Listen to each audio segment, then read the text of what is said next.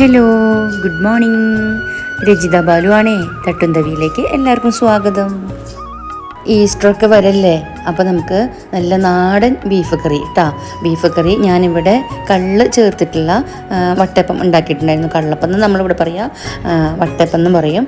അപ്പോൾ അത് ഉണ്ടാക്കിയിട്ടുണ്ടായിരുന്നു. അപ്പോൾ നല്ലൊരു കോമ്പിനേഷനായിരുന്നു ഇത് രണ്ടും. അപ്പോൾ നമുക്കിന്ന് ബീഫ് കറിയുടെ റെസിപ്പി കാണാം കേട്ടോ.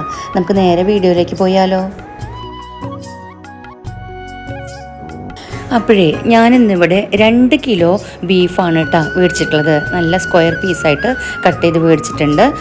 അപ്പോൾ 2 കിലോ ബീഫാണ്. ഞാൻ പറയണ അളവുകളൊക്കെ ശ്രദ്ധിക്കുക. നിങ്ങൾ വെക്കണ അളവുകളിലേക്ക് അതിനെ മാറ്റിയെടുക്കണം കേട്ടോ.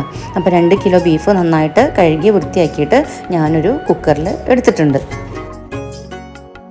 ഇനി നമുക്ക് ഇറച്ചിയിലേക്ക് 2 ടേബിൾ സ്പൂൺ മല്ലിപ്പൊടി ചേർത്ത് കൊടുക്കുക.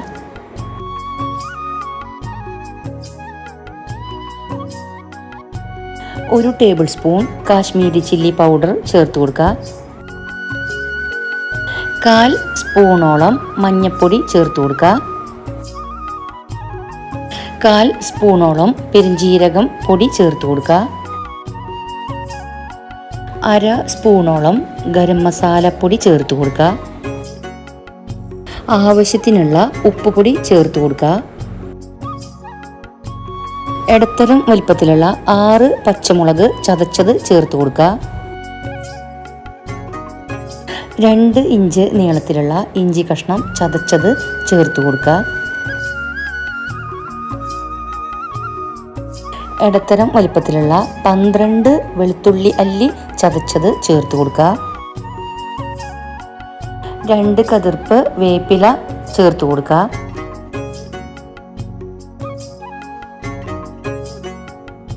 എന്നിട്ട് ഇതെല്ലാതും കൂടെ നന്നായിട്ട് കൈവച്ചിട്ട് തിരുമ്പി കൂട്ടാട്ടോ. ഒരു 5 മിനിറ്റ് നേരെങ്കിലും ഇങ്ങനെ തിരുമ്പി കൂട്ടണത് ഈ കറിക്ക് സ്വാദ് കൂട്ടാനായിട്ട് ഒരു ടിപ്പാണ് കേട്ടോ. വേണമെങ്കിൽ ഈ സമയത്ത് അല്പം വെളിച്ചെണ്ണയും ചേർക്കാട്ടോ. അപ്പം നമ്മൾ തിരുമ്പിയെടുത്ത ബീഫിലേക്ക് ഏകദേശം 1 ഗ്ലാസോളം വെള്ളം ഒഴിച്ചിട്ടുണ്ട്. എന്നിട്ട് ഒന്ന് നന്നായിട്ട് മിക്സ് ചെയ്തു, ഉപ്പൊക്കെ ഒന്ന് ചെക്ക് ചെയ്തു. എന്നിട്ട് നമ്മൾ കുക്കറിൻ്റെ മൂടി അടച്ചിട്ട് ഇനി സ്റ്റൗമ കയറ്റി വെക്കാം കേട്ടോ. വെള്ളം ചേർക്കണമെന്ന് ഒരു നിർബന്ധമില്ല കേട്ടോ. കാരണം ബീഫിൽ നിന്ന് നന്നായിട്ട് വെള്ളം ഇറങ്ങും. എന്നാലും നമുക്ക് അല്പം ചാറുകറി ആക്കാൻ വേണ്ടിയിട്ടാണ് അത്രയും വെള്ളം ഒഴിച്ചത് കേട്ടോ. അപ്പം നമുക്ക് വെന്ത ബീഫ് ഒന്ന് ശരിയാക്കാനായിട്ട് വലിയൊരു പാത്രം ഞാൻ അടുപ്പത്തേക്ക് കയറ്റി വെച്ചിട്ടുണ്ട് കേട്ടോ. അത് ചൂടായപ്പോൾ അതിലേക്ക് 6 ടേബിൾ സ്പൂണോളം വെളിച്ചെണ്ണയാണ് കേട്ടോ ഞാൻ ഒഴിച്ച് ചേർക്കുന്നത്. അപ്പോൾ വെളിച്ചെണ്ണ ഒന്ന് ചൂടാവട്ടെ കേട്ടോ.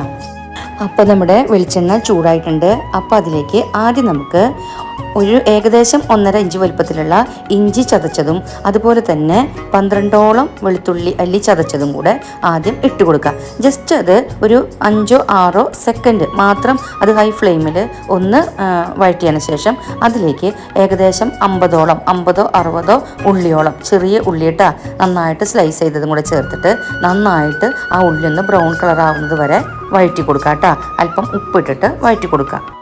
ബീഫ് നമ്മൾ ഹൈ ഫ്ലെയിമിൽ ഇട്ടിട്ട് ഒരു വിസിൽ വന്നപ്പോൾ തീ കുറച്ചിട്ടു കേട്ടോ. എന്നിട്ട് 3 വിസിൽ എടുത്തിട്ടാണ് ഞാൻ ബീഫ് വേവിച്ചിട്ടുള്ളത്. ബീഫിൻ്റെ വിസിലിൻ്റെ എണ്ണം നമുക്ക് പറയാൻ പറ്റില്ല. നമുക്ക് കിട്ടുന്ന ഇറച്ചി, നമുക്ക് നമ്മുടെ കയ്യിലുള്ള കുക്കർ, അതുപോലെ നമ്മുടെ സ്റ്റൗവിൻ്റെ ഫ്ലെയിം അതിനൊക്കെ ആശ്രയിച്ചിരിക്കും കേട്ടോ. അപ്പോൾ എപ്പോഴും നിങ്ങളുടെ മനസ്സിലുള്ളേക്കാളും 2-3 വിസിൽ കുറച്ച് എടുത്തിട്ട് പിന്നീട് നമുക്ക് ചെക്ക് ചെയ്തതിന് ശേഷം വേവിക്കാം കേട്ടോ. കാരണം അധികം വെന്ത് പോകുന്നതിനേക്കാളും നല്ലതല്ലേ രണ്ടാമത് ചെക്ക് ചെയ്തിട്ട് വേവിക്കണത്. അപ്പോൾ നമ്മുടെ ഉള്ളി നന്നായിട്ട് വഴണ്ട് വന്നിട്ടുണ്ട്, അല്ലെങ്കിൽ എന്താ പറയുക, നമ്മൾ നന്നായിട്ട് കളറൊക്കെ മാറി വന്നിട്ടുണ്ട്. ഈ സമയത്ത് നമുക്ക് ഇതിലേക്ക് 4 ടേബിൾ സ്പൂൺ മല്ലിപ്പൊടി ചേർത്ത് കൊടുക്കുക.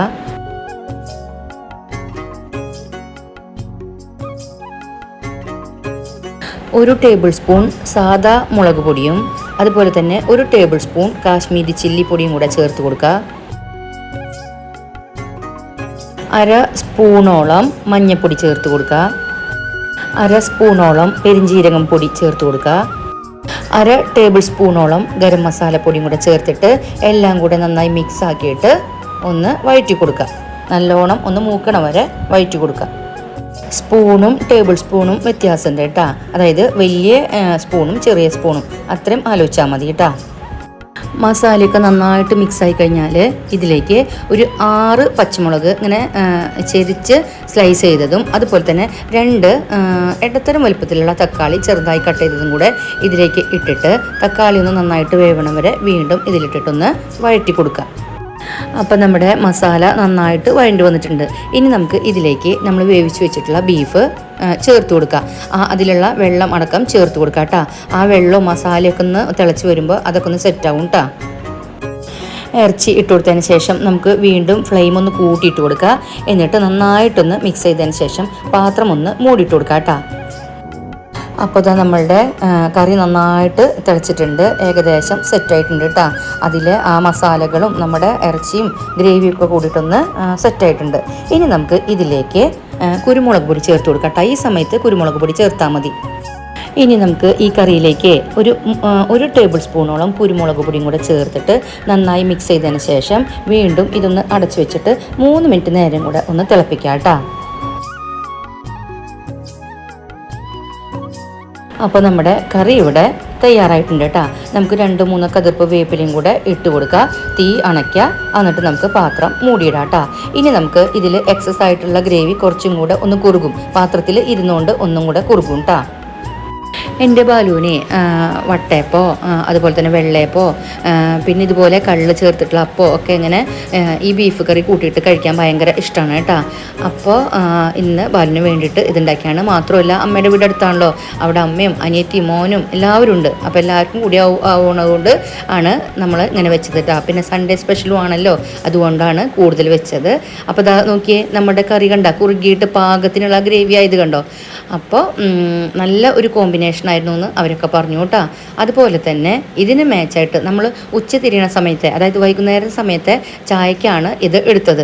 അപ്പോൾ ചായയും സ്പെഷ്യലായിരുന്നു കേട്ടോ. ഇന്ന് നമ്മുടെ നല്ല ചുക്ക് ചായ ആയിരുന്നു. ചുക്കും കുരുമുളകും തുളസിയും പേരയുടെ ഇലയും അതുപോലെ തന്നെ പനിക്കൂർക്കയുടെ ഇലയും ഒക്കെ ചേർത്തുകൊണ്ട് കാപ്പി ഇട്ട് തിളപ്പിച്ച നല്ല ഉശിരൻ ചുക്ക് ചായയും കൂടിയായിരുന്നു. അപ്പോൾ അടിപൊളിയായിരുന്നു കേട്ടോ. അപ്പോൾ എന്നും പറയാറുള്ള പോലെ, എപ്പോഴും പറയാറുള്ള പോലെ എന്നെ സപ്പോർട്ട് ചെയ്യാൻ മറക്കരുതേ. നമുക്ക് വീണ്ടും കാണണം. അപ്പോൾ അടുത്ത വീഡിയോയിൽ കാണുന്നത് വരേക്കും എല്ലാവർക്കും നന്ദി, നമസ്കാരം.